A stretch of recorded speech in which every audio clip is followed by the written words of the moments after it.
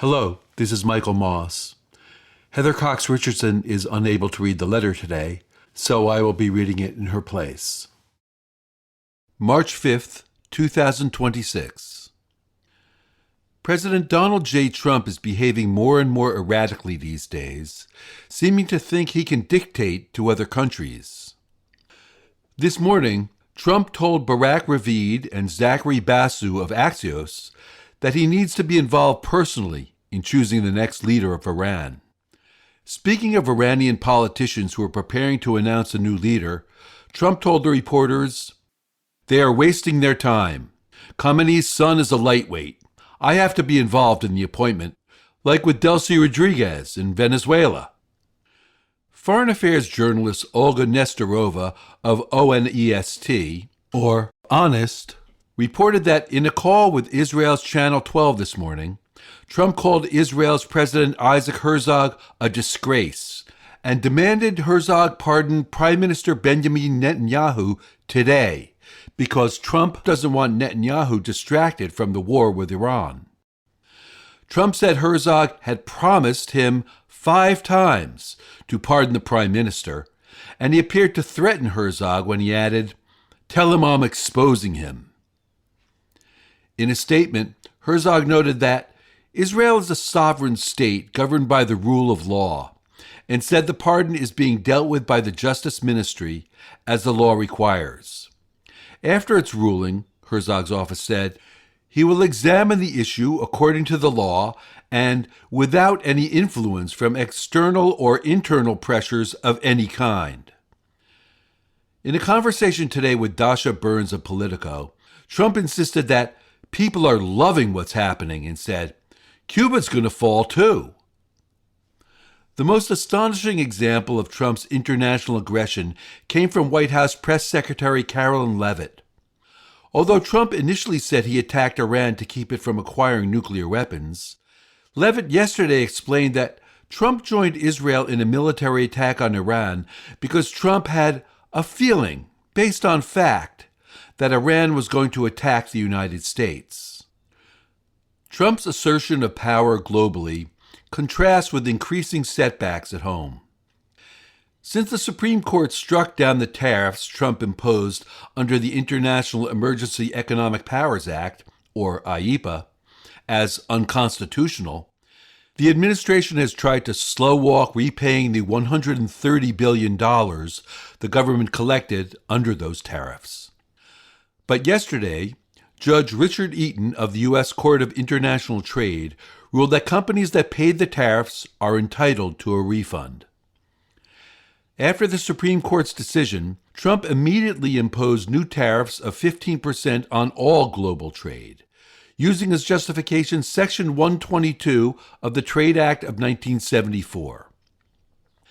As Lindsay Whitehurst and Paul Wiseman of the Associated Press noted, this is awkward because the Department of Justice under Trump argued in court last year that Trump had to use the IEPA because Section 122 did not have any obvious application in fighting trade deficits. Today, the Democratic attorneys general of more than 20 states filed a lawsuit to stop the new tariffs imposed under Section 122. Once again, President Trump is ignoring the law and the Constitution to effectively raise taxes on consumers and small businesses, New York Attorney General Letitia James said in a statement Thursday.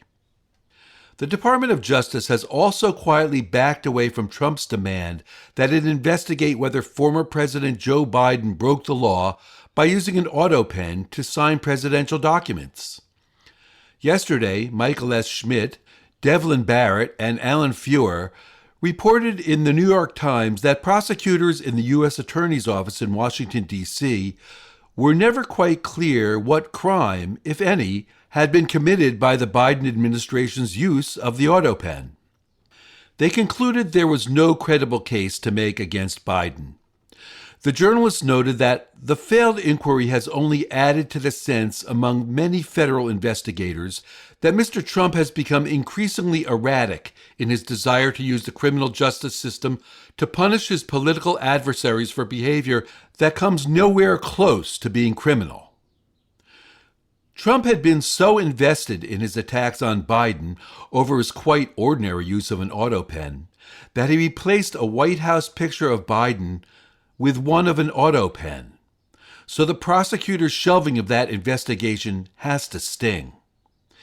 Likely even more painful, though, is today's news that Trump's hand-picked National Planning Commission has put off a vote to approve the ballroom Trump is proposing to replace the East Wing of the White House that he suddenly tore down last October. At a Medal of Honor ceremony on Monday, Trump called attention to his ballroom and boasted, "I built many a ballroom. I believe it's going to be the most beautiful ballroom anywhere in the world." But the American people do not share Trump's vision. The chair of the commission said significant public input has caused him to delay the vote until April 2nd. Jonathan Edwards and Dan Diamond of the Washington Post say that of the more than 35,000 comments the commission received, more than 97% were opposed to Trump's plans for the ballroom. But perhaps the biggest setback for the Trump administration showed in the testimony of now former Secretary of Homeland Security Kristi Noem before Congress this week. There, days after Trump launched a major military operation in the Middle East without consulting Congress, angry lawmakers of both parties exposed the lawlessness and corruption taking place in the department under Noem's direction. But their stance was about more than Noem. Her lawlessness and corruption represented the larger lawlessness and corruption of the Trump administration. Noem testified before the Senate Judiciary Committee on Tuesday and the House Judiciary Committee on Wednesday. In both chambers, Democrats jumped right to a central feature of the way in which Noem and the administration are setting up the idea that anyone who opposes the actions of the Trump administration is participating in domestic terrorism. They tried to get Noem to walk back her statements that Renee Good and Alex Preddy, both shot and killed by federal agents acting under her authority in Minnesota, were domestic terrorists. Noem refused to do so. She has not actually called them domestic terrorists, but has said they were engaged in domestic terrorism, a distinction that reveals the administration's attempt to criminalize political opposition. Rachel Levinson Waldman of the Brennan Center explained that to actually be called a domestic terrorist, an individual must commit one or more of 51 underlying federal crimes of terrorism, which involve nuclear or chemical weapons, plastic explosives, air piracy, and so on. Good and Preddy, and the many others administrations have accused, do not fit that description. But on September 25, 2025, Trump's NSPM 7 memo claimed that those opposing administration policies are part of criminal and terroristic conspiracies, and that those who participate in them are engaging in domestic terrorism. Noem refused to back away from the idea that Trump's opponents are engaging in criminal and terroristic conspiracies by, for example, opposing the behavior of federal agents from Immigration and Customs Enforcement, or ICE, and Border Patrol. Leaving that definition behind would undermine the administration's entire domestic stance. Democrats slammed Noem for her handling of detentions and deportations, ignoring court orders, and detaining U.S. citizens. In the House, Jamie Raskin of Maryland, the top Democrat on the committee, said she turned our government against our people and turned our people against our government. Republicans also called Noem out. Noem's poor handling of the Federal Emergency Management Agency, or FEMA, has left North Carolina still suffering after terrible storms in 2024, and Senator Thom Tillis, a Republican of North Carolina, went after her. He highlighted a letter from the Inspector General for the Department of Homeland Security, or DHS, who said the department's leaders have systematically obstructed the work of him and his staff. he identified 11 instances in which the department had refused to provide records and information.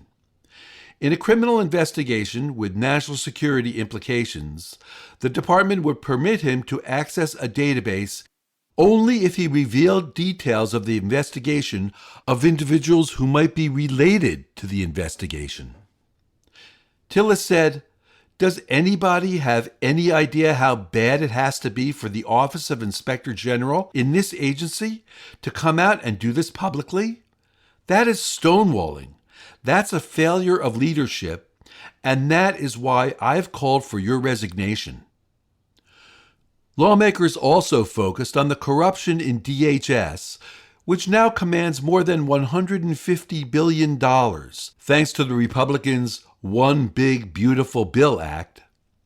Lawmakers referred to a November 2025 ProPublica story in which reporters traced a $220 million contract for an ad campaign featuring Noem.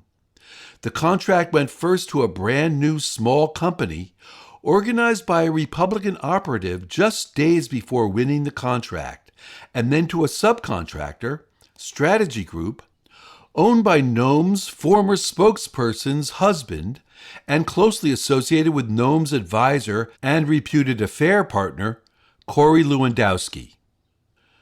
Noem insisted she had nothing to do with the contract award and claimed Trump had signed off on the ad campaign.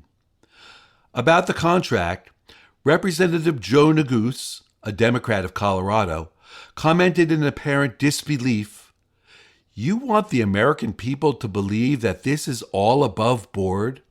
That $143 million of taxpayer money just happened to go to this one company that doesn't have a headquarters, doesn't have a website, has never done work for the federal government before, and is registered apparently or attached to a residence from a political operative, and of course, one of the subcontractors of that contract, as you know, is a political firm that's tied to you, back when you were governor of South Dakota?" Since Noem's testimony, the Strategy Group released a statement saying it received only $226,137.17 for its work on the ad campaign. Also under scrutiny was Noem's purchase of a private plane with a luxurious bedroom in it, which brought up questions about whether, as is widely reported, she is having a sexual relationship with a subordinate. She refused to answer and insisted Lewandowski had no role in approving contracts. Joshua Kaplan and Justin Elliott of ProPublica promptly fact-checked her. In fact, Lewandowski has signed off on a number of contracts. Lawmakers' indictment of Noem for her extreme partisanship, disregard of the law, corruption, and lying condemns similar behavior from the administration in general. Today, Trump told Steve Holland and Ted Hessen of Reuters that he never knew anything about Noem's $220 million ad campaign, suggesting she lied to Congress under oath. This afternoon, just before she went on stage to speak, Trump announced by social media posts that he was replacing Noem with Senator Markwayne Mullin of Oklahoma. This is an assertion of power the president does not have. He can nominate Mullin, but the Senate must confirm or reject his appointment.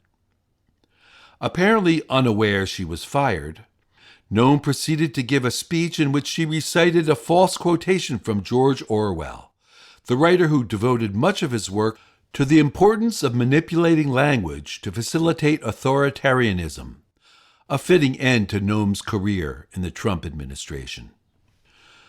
But Noem is not likely to disappear from the news. Illinois Governor J.B. Pritzker recorded a video saying, "Hey, Christi Noem, don't let the door hit you on the way out. Here's your legacy: corruption and chaos. Parents and children tear-gassed. Moms and nurses, U.S. citizens, getting shot in the face. Now that you're gone, don't think you get to just walk away. I guarantee you you will still be held accountable. Senator Ron Wyden, a Democrat of Oregon, was more direct. Turns out lawlessness is not a winning strategy, he posted. See you at Nuremberg 2.0.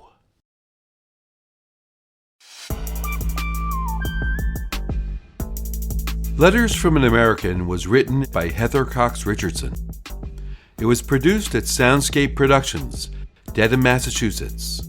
Recorded with music composed by Michael Moss.